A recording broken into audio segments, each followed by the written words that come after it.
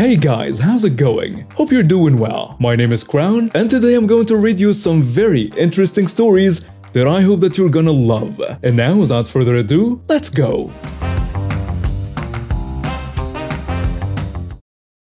This story happened to me a couple of days ago. I was at my house in Peru, where there is a mandatory quarantine, so the streets are pretty empty. My mom asked me to go shopping, and since there aren't many cars out, I decided to take advantage of that and drive myself. I'm 18 and I look younger, like 15 or 16 because of my height and face. When I got to the supermarket, I parked my car, a Mercedes CLA 180, which is kind of a luxury here.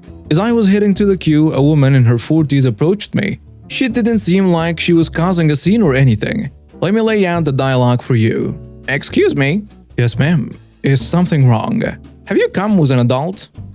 Why should I? So why the heck are you driving that car? Isn't it because I can? Don't talk like that, you unhappy brat. And respect your elders. I tried to be submissive and replied, okay, I'm sorry, ma'am. Now tell me, why are you driving a car if you're a minor? Excuse me, but I'm of legal age, and I own the car. And that's when things started to escalate. I don't believe you. Give me the keys now, until your parents come and pick you up from the police station. I'm not going to give you my keys. I'm not stupid. Karen then tried to dig through my pockets. I pushed her gently and said, get away. What do you think you're doing? Just then a good man intervened. Ma'am, leave the young man alone. You don't go in there and get on with your business. Madam, please, I better not follow, or I'll have to call the police for attempted robbery. Karen, furious, called the police herself. Hello, police? A young minor is stealing my car. He has taken away my keys and now he wants to escape. Please help me. What the hell? Now you will have to give me those keys, or I will have you arrested. Me wanting to play along? No problem, ma'am. I will wait until the police arrive. Seriously, I'm hungry. Boy, you had better give me the keys right now, and then everything is resolved. I prefer to wait. 10 minutes later, a police car arrived. The officer asks, is there a problem here? Yes, sir. This boy stole my keys, and now he wants to run away. I explained to the officer, this is my car. In fact, she wanted to take my keys out of my pockets, and also wanted to convince me to give her the keys before you come. He says, there is only one thing that can solve this. Please, sir, take out the papers from the car, including your license. Karen tried to distract the officer, but I handed over my documents. Karen was detained on false charges. I was smiling inside, but I tried to stay serious. Then Karen snapped. She pounced on me, hitting me in the face. I fell to the ground, caught off guard. What the hell is happening to her? You're a child. It's impossible that you have such an expensive car. She then scratched the paint off my car. The officer quickly handcuffed her. Sir, do you want to press charges? Yes, please. And that's my story. The car got a scratch on its back, but everything else is fine. I'm still in the middle of the legal process and going to trial soon. Wish me luck. My boyfriend, male 32, and I, female 29, are supposed to be getting married in December 2024. We have been engaged for 1.5 years and decided to wait another year before getting married to incorporate all of our family's varying schedules, but most importantly, my boyfriend's sister, 29, exam schedule. For context, my future stepsister is a doctor completing her residency in another country. Her exam schedule was messed up because of the pandemic, and therefore, we tried to find a date as far out as possible to avoid a potential conflict. Now we just found out that her exam might be around those dates. Not the same day since it's a weekend wedding, but might be on Friday or Monday. He wants us to change our wedding date even though the venue is booked with the initial deposit payment. So we decided to reschedule to mid-November for her benefit. Given that she already knows the tentative dates for her exam, she has this entire year to study and prepare barring our wedding weekend, and a couple more days for shopping / pre-wedding stuff around that weekend. Also, she will have 2 weeks after our wedding to revise and get in a groove to give her exams. She's still unhappy about the new wedding date and claiming that we don't consider her and her exam important enough and don't want her to attend our wedding since we're not scheduling for after her exams. She claims that 2 weeks is not enough time for her to study and will make her perform poorly. She wants us to move the wedding to January instead. She directly targeted me and told her mom and aunts that I don't consider her exams important. Her mom, my future mother-in-law, is now claiming that we can get married whenever we want because she and my sister-in-law will not attend. I am furious with this attitude. This is a girl who has continuously tried to make me get my wedding outfit and my entire wedding theme, food, and so on according to her tastes. We have very different styles and tastes, increasing my guest list to include almost 10 of her friends and other such things. Not to mention she is planning to get married end of 2025 and doesn't want to share her wedding month with any of her cousins.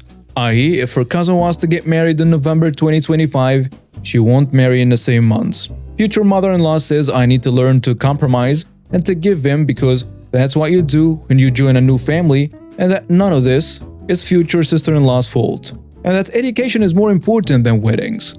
My boyfriend and I have had to jump through a lot of hoops with our families and come a long way from fighting with each other like children and have finally learned to live as a happy couple. So we're both on the same page and frustrated with this new problem cropping up. Am I the jerk if I tell her to stop acting so entitled and making my wedding about her? Edit. We can't pick a day before November 15th or between December 16th and January 15th due to religious reasons. Same religion for both families. Our original date was in the second week of December. While postponing one more month is technically not a big deal, it's about principle. We're just so tired of waiting. Edit number 2.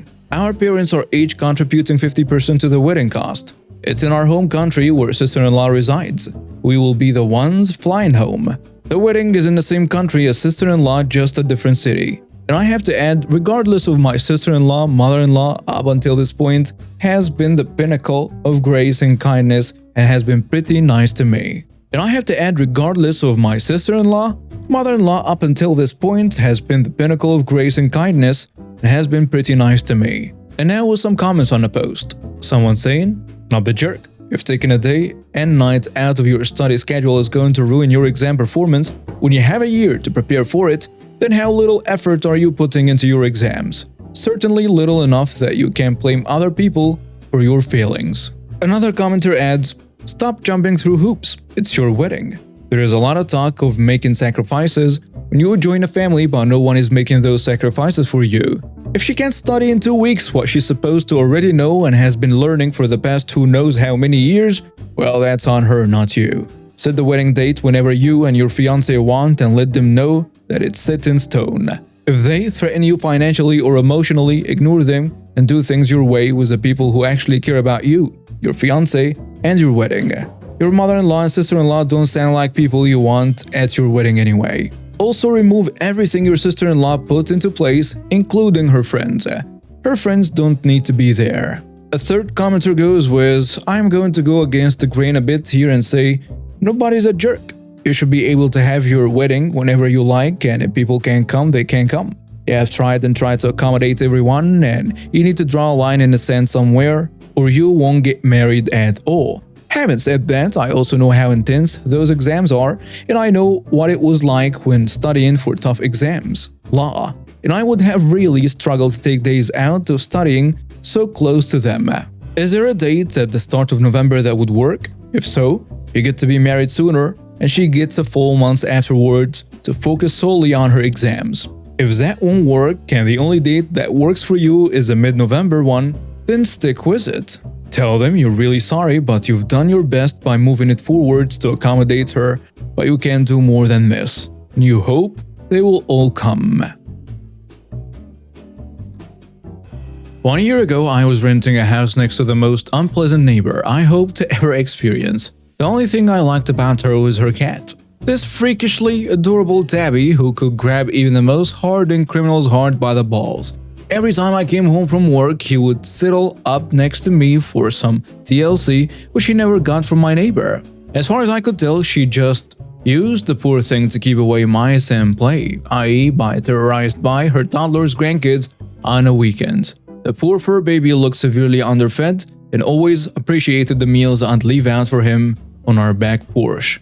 I have an indoor fur baby of my own, a tailless ball of energy, aptly named Goblin. And one day he managed to escape outside. Luckily I found him within a few hours, but by the next morning what jumped on my lap? Not Goblin. Alas, but a flea. And if my social butterfly cat had fleas, I was positive the next door fur baby had fleas too. Now, I already had a better history with this neighbor.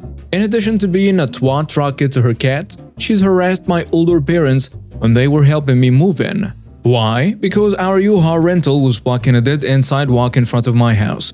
My parents are very kind people. My mom has literally been thanked on customer service hotlines for being so sweet. And this lady was berating them needlessly for ruining the community, ranting even longer than they had been parked, until they eventually moved to an inconvenient and wholly unnecessary distance. Regardless of her twat rocket personality, I figured I'd warn her anyway in the best interests of her fur baby. When I knew she was at home the next day, I knocked on her front door. When she answered, "No hello, just a scowl," I started to explain that my escaped indoor cat had fleas, so there was a good possibility that her outdoor cat also had fleas. Immediately she berates me for letting my cat get fleas and snaps that she keeps her house very clean, unlike me. So there is no way her cat has fleas. I just loudly sighed at her. I went back home as she continued to yell, "You've never even been in my house, lady, and that's not how fleas work." All week, I noticed her cat scratching himself raw and felt so bad for the little guy. I wanted to give him flea medication and a flea bath, but with my neighbor now watching me like a hawk and screeching like a banshee even if I pet him anymore, I had to leave him alone. But I realized there was something I could do. You see, we shared the same landlord, who was very concerned about household pests and instructed us to call him at the first sight of a bed bug, tick, and so on. I also knew my neighbor was keeping her cat's secret from the landlord to avoid paying the bed rent, as I overheard her bragging about this to a friend outside one day. So what do? I called up the landlord to explain the flea situation, and I made sure to add that my neighbor's cat has also been scratching like crazy. There is a pause. Did you say she has a cat? Yes, I assure him. She definitely has an indoor-outdoor cat. Turns out that my neighbor had harassed our landlord into replacing most of her carpet due to her alleged cat allergy. I don't know why the landlord caved into this, but it wasn't cheap. And now our landlord learned that not only had Mad Woman lied about an allergy to score a free renovation, but she hadn't paid bed rent in more than a year. Well, an exterminator gets called, and our landlord himself shows up to oversee the whole thing.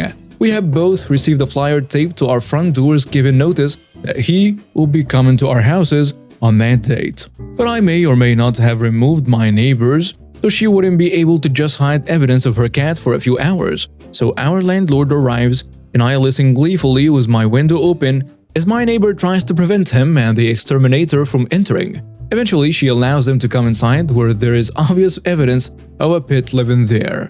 I don't know exactly what transpired between her and the landlord. There must be other crap stains on her record being such a nutcase, but a few months later, I had a new next-door neighbor. And guess who the mad woman purposely abandoned during the move?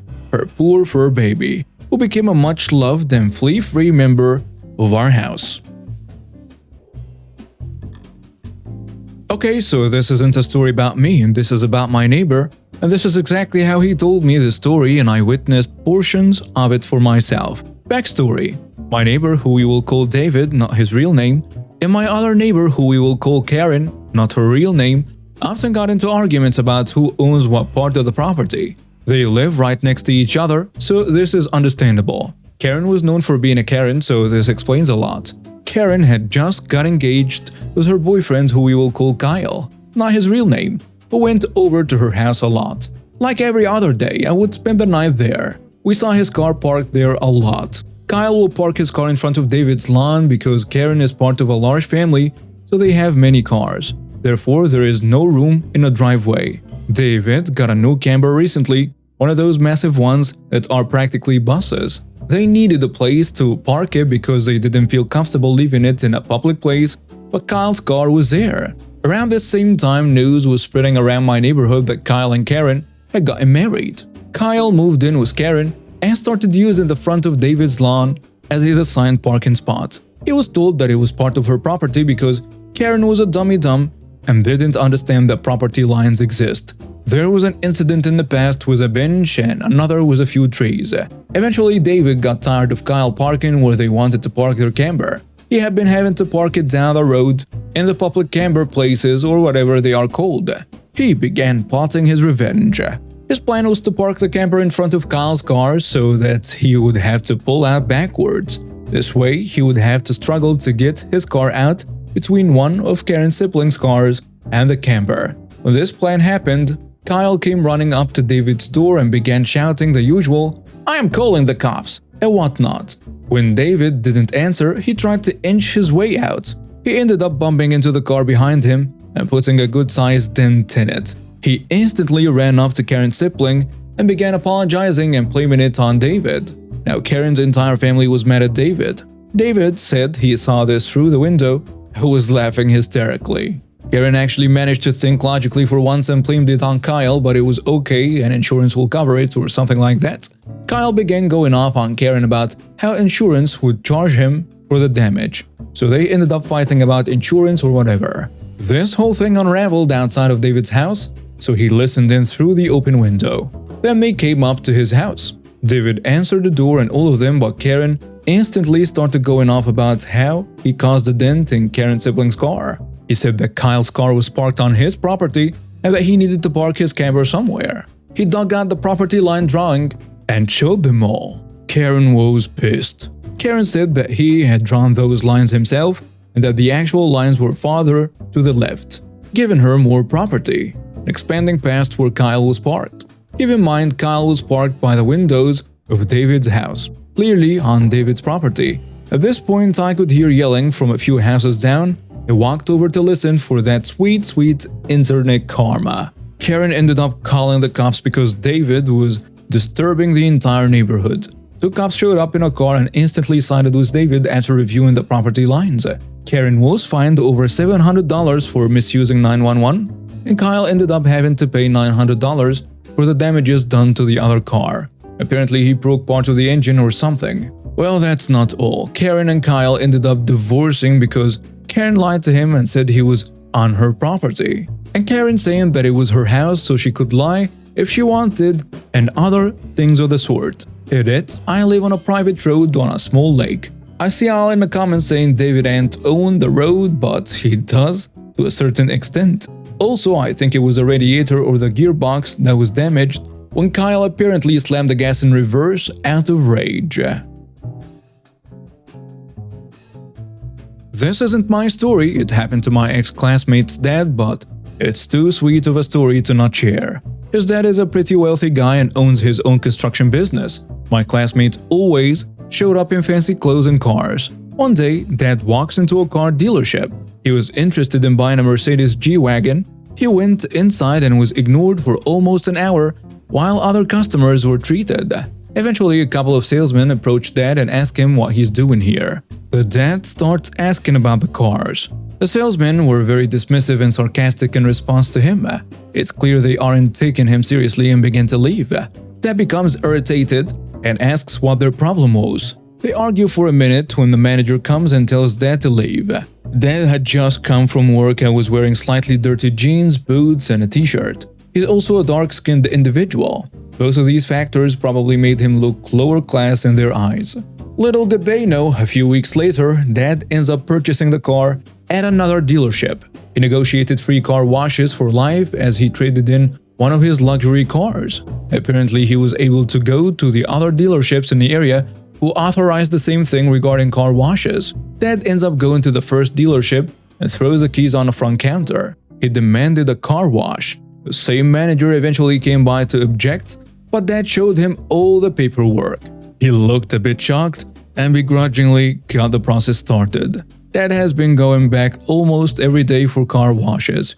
He always cheekily smiles at all the staff members with a big grin as a greeting, especially the two salesmen. They now just hang their head in shame and walk away whenever they see him. And now we have reached the end of today's stories. Thank you for watching and see you next time.